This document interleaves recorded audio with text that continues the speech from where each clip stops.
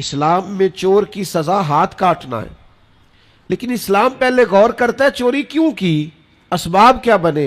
हजरत अबाद बिन शर्जील रदी अल्लाह ताला अन्हु कहते हैं मैंने अपने पड़ोसी की बाग से कुछ फल ले लिए थे, कुछ खा लिए थे, कुछ मैंने अपनी चादर के पल्लू में छुपा लिए। इब्ने माजा में मौजूद है, मुस्नद अहमद में मौजूद है, दीगर कई कुतुब अहादीस में मौजूद है। फरमाते उसने मुझे पकड़ लिया, हुजूर की बारगाह में ले गया, तो नबी करीम ने मुझसे फरमाया क्यों चोरी की।